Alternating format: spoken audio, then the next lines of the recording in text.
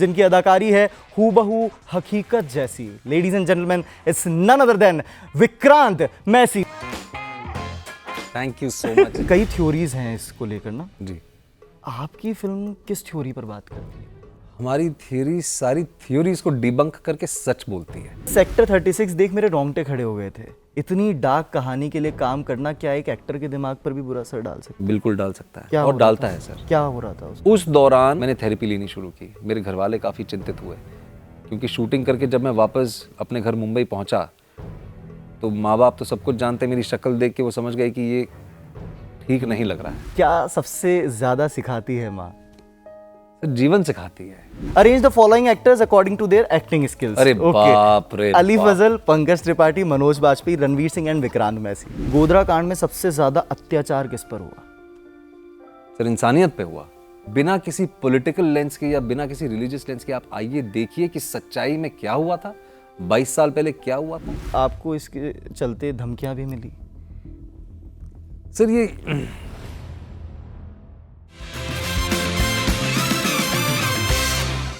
मुंबई की गलियों में एक शख्स सपने देखा करता था। सपना ये नहीं कि कुछ बड़ा करना है, ना कि ये कि एक्टर सुपरस्टार बनना है, बल्कि ये कि सपनों में देखी गई उस कला की आकृति को किसी भी हालत में हकीकत में तब्दील करना है। एक दिन माँ की बात मान इरफान खान की फिल्म देख शख्स को यकीन हो गया कि एक्टिंग ही करनी है। ऐसे में चाहे फिर अब वो सीरियल्स हों, रियलिटी शोज़ हों, मूवीज़ हों, वेब सीरीज़ हों या फिर शॉर्ट फिल्म्स हों, इस तेजस्वी विशेषण नामक व्यक्ति ने हर किरदार में अपनी जान फूंकी। लेकिन इनका दिल कहता है कि तू किरदार वही निभा जो दुनिया को कुछ नायाब दे दिखा। कुछ लोग इन्हें मिर्ज़ापुर से जानते हैं तो कुछ लोग इन्हें 12th फेल से, कुछ इन्हें बालिका वधू से जानते हैं तो कुछ इन्हें बूगी वूगी से। लेकिन फिलहाल सेक्टर 36 में सबके रोंगटे खड़े करने वाला ये प्रतापी एक्टर देश के सबसे संगीन मुद्दों में से एक गोधरा कांड की कहानी अपने चक्षुओं से सबके सामने ला रहा है, और वो भी हम पत्रकारों की भूमिका निभाकर। ऐसे में हमारी खुशनसीबी कि इस वीर एक्टर से हम आज बात कर पा रहे हैं, जिनकी अदाकारी है हूबहू हकीकत जैसी। Ladies and gentleman, it's none other than Vikrant Massey. बहुत बहुत स्वागत है आपका। So much sir, thank you so much. ये जो आपने इतने अच्छे शब्द मेरे लिए कहे वो उसके लिए थैंक यू सो मच। बस ये सच्चाई है जो देखी गई है लोगों द्वारा, मेरे चक्षुओं के द्वारा। और विक्रांत, आपका जो नाम है उसके 4 अर्थ निकलते हैं, उसमें से मैंने आधे बोल दिए अपने इंट्रो में। पहला है प्रतापी, तेजस्वी, बहादुर, वीर और शेर। ये 5 नाम की आपके मीनिंग निकलते हैं। क्या इतने भारी शब्दों को निभाने के लिए एक्टिंग में इतना अच्छा करना पड़ता है या फिर एक्टिंग का इंटरेस्ट है? सर एक्टिंग का ही इंटरेस्ट रहा है सर हमेशा। जैसे आपने कहा कि मुंबई की गलियों में एक लड़का सपने देखता है कि एक दिन अपनी कला के जरिए लोगों तक अपने मन की बातें, अपनी कहानियां या अपने सपने उनके साथ बांट सके। तो बस यही है कि आज आपके साथ यहाँ बैठे हैं तो ये सौभाग्य है, क्योंकि सपने तो बहुत लोग देखते हैं लेकिन उनको जीना बहुत कम लोगों को मिलता है सर। तो मैं बहुत शुक्रगुजार हूँ इस चीज़ का कि जो सपने देखे वो पूरे भी हो रहे हैं। और खुशनसीबी हमारी कि एक ऐसे कलाकार से हमारी मुलाकात हो रही है जिसने कई संगीन मुद्दों पे काम किया है। और सपनों की आपने बात कही, कुछ सपने लेकिन एक गोधरा कांड में कई लोगों के अधूरे रह गए थे, और उस पर अब आप एक बहुत गंभीर तरीके से एक फिल्म ला रहे हैं। ट्रेलर देखा, बहुत खूब, बहुत कुछ जानना, बहुत क्यूरियोसिटी पैदा करता है, लेकिन कई थ्योरीज हैं इसको लेकर ना जी। आपकी फिल्म किस थ्योरी पर बात करती है? हमारी थियरी सारी थ्योरीज को डिबंक करके सच बोलती है। सच बोलती है। और सच आज सबके सामने है सर।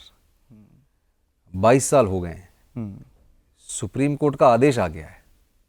अब जो सुप्रीम कोर्ट ने कहा है, अगर आप उसे भी कह रहे हैं कि वो सच नहीं है, तो फिर ये बहुत ही गलत सोच है, विचार है। आप एक तरफ कॉन्स्टिट्यूशन की बात करते हैं और जो आपका कॉन्स्टिट्यूशन संभाल के रखने वाला सुप्रीम कोर्ट जो है, जो उसने फाइनली कहा है, आप उस पर भी सिलेक्टिविज्म करेंगे तो फिर तो गलत है सर। क्या बात है भाई, कितना मतलब चुनावी जो शब्दों को लेकर चुनाव है वो काफ़ी अच्छा है। ऐसे में एक सवाल और आता है कि आपको इसके चलते धमकियां भी मिली, तो मिल रही हैं। मिल रही हैं, अभी भी चल रही, ऑन द वे हैं, चल रही इन द प्रोसेस। क्या सच्चाई बताने का परिणाम है ये? सर ये सबसे पहले तो एक ये लोगों की प्रतिक्रिया ये है, और दोनों तरफ के लोग और अनफॉर्चुनेटली आप जानते हैं कि हमारे यहाँ लेफ्ट है और राइट है, Right. कोई वो बीच का जो एक फलक्रम होता था, जो एक बैलेंसिंग फैक्टर होता था, वो अनफॉर्चुनेटली मेरे ख्याल से आज खास तौर पे सोशल मीडिया पे तो है ही नहीं। बिल्कुल। हम बैलेंस डाइट की बात करते हैं अच्छी सेहत के लिए, हम कहते हैं कि मेंटल बैलेंस के लिए योग करो, लेकिन बैलेंस ऑफ पर्सपेक्टिव्स कहीं नहीं है सर। लेकिन एक कलाकार होने के नाते ये हमारी जिम्मेदारी है कि हम वो रास्ता चुने जो शायद ही किसी ने लिया हो। इसीलिए ये 15 नवंबर को द साबरमती रिपोर्ट हम लेके आ रहे हैं, और ये बहुत बहुत इंपॉर्टेंट फिल्म है। और थ्रेड्स की जो आपने बात की, ये कहीं ना कहीं इसीलिए है क्योंकि लोगों ने फिल्म नहीं देखी। वो अपने विचार पहले से ही बना के बैठे हुए हैं कि ये इस पक्ष की होगी या उस पक्ष की होगी।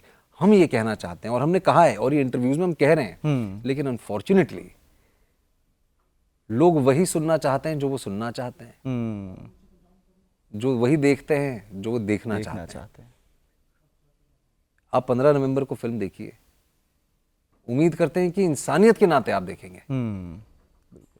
हमारा ये मानना है और एक कलाकार होने के नाते मेरा ये मानना है कि आज भी कहीं ना कहीं जितना भी जो जैसा भी वातावरण है, जितना भी जहर है वातावरण में, उसके बावजूद मेरा ये मानना है कि हमारी रूह, हमारी इंसानियत आज भी जिंदा है। तो इंसानियत के नाते बिना किसी पॉलिटिकल लेंस के या बिना किसी रिलीजियस लेंस के आप आइए, देखिए कि सच्चाई में क्या हुआ था, 22 साल पहले क्या हुआ था और किस तरह की थियरियां फैलाई गई।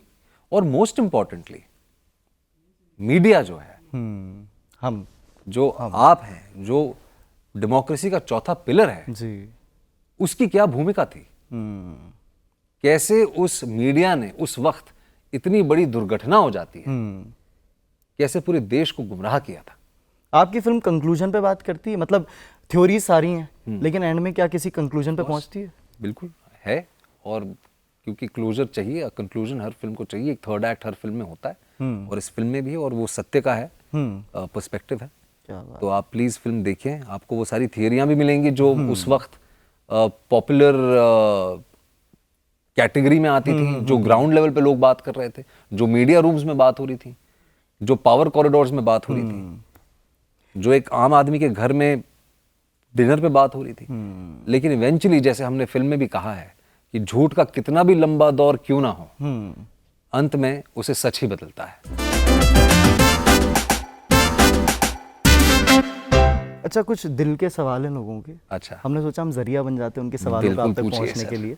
पहला सवाल है सर, आपकी एक्टिंग में सच्चाई झलकती है, लेकिन आपकी कई वीडियो सोशल मीडिया पर वायरल हो जाती हैं, जिसमें कई बार या तो आप डांटते दिखते हैं या गुस्से में ड्राइवर को भी दुत्कारते दिखते हैं। ऐसे में क्या सच्चाई है इस गुस्से की? सर, वो एक मीडिया कैंपेन था। हाँ, एड बेसिकली एक मीडिया कैंपेन था, वो आपको भी पता है हाँ, कि एक कैब सर्विस कंपनी हाँ, के साथ मैं जुड़ा हूं, तो वो कहीं ना कहीं लोगों को जागरूक करने के लिए और जो एक्चुअली हो रहा है लोगों के साथ, उसके लिए हमने एक बहुत ही क्यूरियस और क्वर्की तरह से वीडियो बनाया था। मैंने सच्चाई में, रियल में किसी से इस तरह बात कभी नहीं की। एक और है सर, सेक्टर 36 देख मेरे रोंगटे खड़े हो गए थे। इतनी डार्क कहानी के लिए काम करना क्या एक एक्टर के दिमाग पर भी बुरा असर डाल सकता है? बिल्कुल डाल सकता है, क्या और हो रहा डालता था? है सर। क्या हो रहा था उस टाइम आप जब देख रहे थे, पूरा कर रहे थे काम? सर देखिए, सेक्टर, क्योंकि मुझे पता था कि कितनी डार्क फिल्म है, और क्योंकि उसके पहले मैंने कई ऐसी फिल्में की थी जिनका प्रभाव मुझ पर बहुत ज़्यादा पड़ा था। जैसे मैंने एक फिल्म की थी अ डेथ इन द गंज, और वो मेंटल हेल्थ पे ही थी कहीं ना कहीं, उसका एक बहुत मेजर टॉपिक था। उस दौरान मुझे पहली बार जीवन में, और क्योंकि तब नई नई बातें शुरू हुई थी with regards to mental health and emotional health, मैंने थेरेपी लेनी शुरू की। मेरे घर वाले काफ़ी चिंतित हुए, क्योंकि शूटिंग करके जब मैं वापस अपने घर मुंबई पहुंचा, तो माँ बाप तो सब कुछ जानते, मेरी शक्ल देख के वो समझ गए कि ये ठीक नहीं लग रहा है। पर जब मैंने सेक्टर किया, जब प्रेम सिंह का किरदार किया मैंने, तो मैंने ये चीज़ बहुत क्लियरली अपने आप को समझाई कि देखो भाई साहब, ये तुमने एक और बार बड़ा इंटेंस सब्जेक्ट उठा लिया है, और इससे इंटेंस आज तक तुमने कभी पहले किया नहीं है। ये बंदा तुम्हारे साथ घर नहीं आ सकता। हाँ, ये घर आ जाएगा तो गड़बड़ जाएगी। सही बात है। लेकिन अधिकतर ऐसा होता है कि जो किरदार आप निभा रहे हैं वो आपके साथ घर आ जाते हैं, समय लगता है उनसे बाहर निकलने में। अच्छा, इरफान सर के आप काफ़ी क्लोज, मतलब देखा है उनको, काफ़ी कुछ सीखा है, तो ऐसे में एक सवाल दिमाग में आता है कि उनका है ना एक इंटरव्यू था कंगना जी के साथ, तो उसमें वो कह रहे थे कि अगर मैं कुछ बदलना चाहूँ तो वो होगा बॉलीवुड। अच्छा। क्या आपका भी यही मानना है बॉलीवुड को लेके अभी? सर बॉलीवुड इस समाज का बहुत छोटा हिस्सा है। मैं अगर कुछ बदलने की क्षमता अगर रखता हूँ तो मैं समाज बदलना चाहूँगा, हमारी सोच बदलना चाहूँगा। बदलना चाहूँगा। क्या बात है। माँ से आपका प्यार मैंने इंट्रो में भी बताया, जी क्या सबसे ज़्यादा सिखाती है माँ? सर जीवन सिखाती है, सब कुछ सिखाती है, ज़िंदगी से जुड़े हुए हर एक पहलू को सिखाती है, समझाती है, निखारती है माँ। तो माँ तो भगवान समान होती है सर। और कहते हैं ना कि भगवान को किसी ने नहीं देखा, अगर देखा है तो माँ बाप हैं, तो उन्हीं को भगवान मान के चलो। सही बात। वो तो मेरा सब कुछ है सर। क्या बात। एक लास्ट में रैपिड फायर बिल्कुल, में कर रहे हैं। बिल्कुल। Arrange the following actors according to their acting skills. अरे बाप रे अली बाप। फजल, पंकज त्रिपाठी, मनोज बाजपेयी, रणवीर सिंह एंड विक्रांत मैसी। मुझे तो हटा दीजिए बिकॉज ये अनफेयर हो जाएगा। ठीक है। मनोज बाजपेयी, पंकज त्रिपाठी, रणवीर सिंह, अली फजल। ओके ठीक है। Your go to place? My go to place हाँ। हिमाचल। हिमाचल। मेरी बीवी का घर। अच्छा। जी। क्या ससुराल? ससुराल। ससुराल। क्या favourite food spot and dish? Favourite dish दाल चावल। फेवरेट फूड स्पॉट ऐसा कुछ नहीं है सर। कुछ नहीं है। कुछ नहीं है ऐसा। ठीक है। द साबरमती रिपोर्ट का सबसे अहम किरदार कौन है आपके हिसाब से? अहम किरदार? हाँ। वो 59 लोग जिनके ऊपर ये कहानी आधारित है। गोधरा कांड में सबसे ज्यादा अत्याचार किस पर हुआ? सर इंसानियत पे हुआ। मेरा यही जवाब है, इंसानियत पे अत्याचार हुआ सबसे पहले। 12th फेल या सेक्टर 36? दोनों में दोनों। से एक राजा बेटा दो। 12th fail. 12th fail. Okay. Favourite poet? मैं ज़्यादा पोइट्री पढ़ता नहीं सर। मैं नॉन फिक्शन आजकल बहुत पढ़ रहा हूँ पिछले 4-5 साल से। कविताओं का इतना मुझे वो है नहीं। Okay. Your favourite film for your wife?